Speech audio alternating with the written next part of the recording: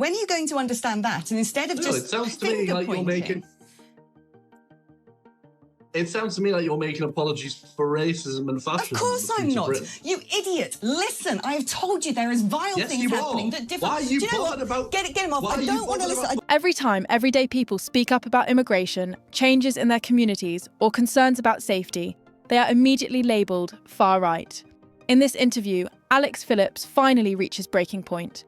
Not because of violence, not because of riots, but because a former Labour spokesperson does exactly what the political class so often does.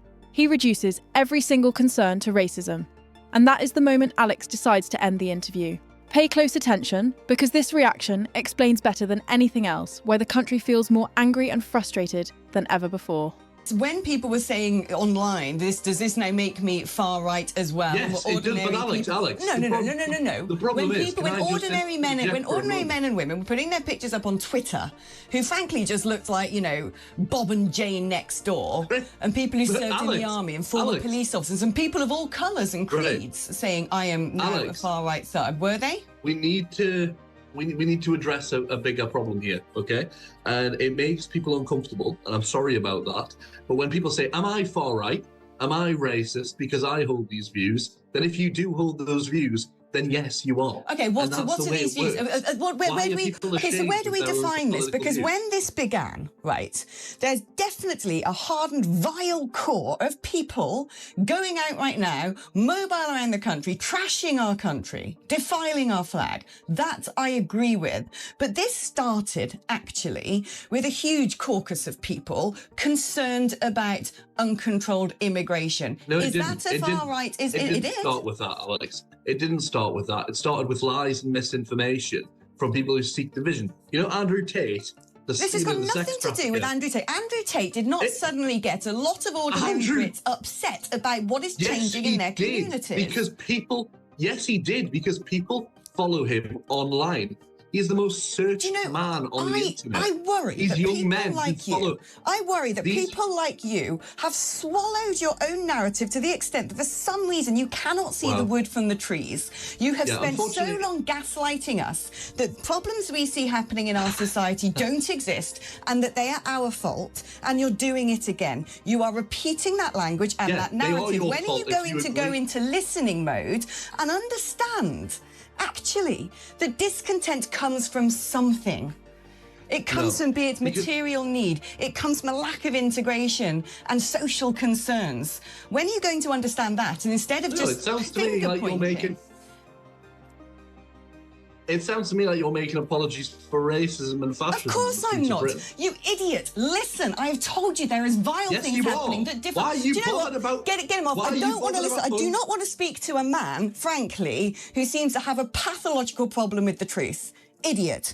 This is why we're not solving the problem, Tim, because you can't talk to them. You cannot explain to them that there are people in this country who are really upset with the way society is without him turning around and saying that somehow I am condoning or inciting the violence happening, which I'm absolutely not doing. This interview didn't fall apart because people were shouting.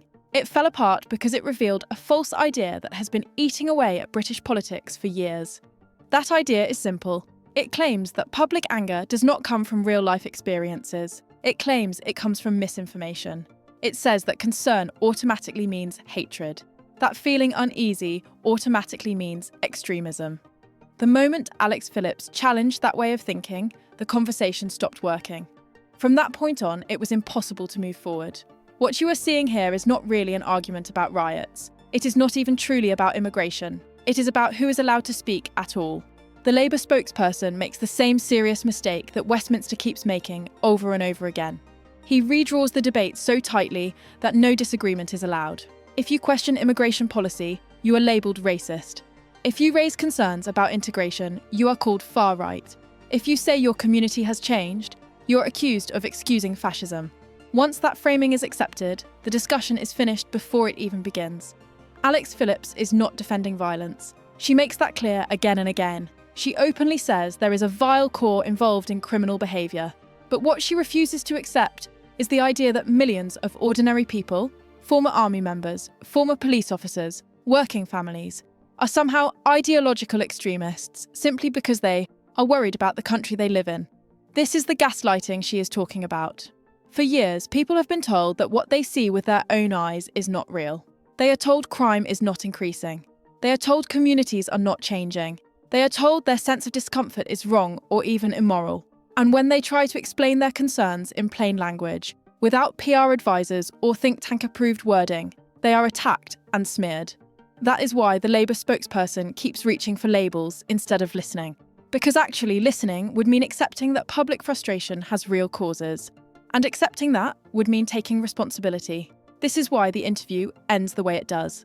Alex realises there is no meaningful conversation to be had with someone who refuses to accept reality unless it first passes through ideological filters. And here is the uncomfortable truth. This approach does not stop extremism, it helps create it. When debate is shut down, anger does not disappear, it builds up. When people are shamed instead of heard, they become more radical. When millions are told they are immoral simply for asking questions, they stop trusting institutions altogether. That is the real danger revealed in this clip. This is not about Alex Phillips losing her temper. It is about a system that would rather silence problems than solve them, label people instead of listening to them, condemn rather than understand them.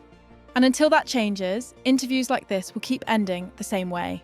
Not with answers, but with walkouts, because you cannot fix a country if you refuse to listen to the people living in it.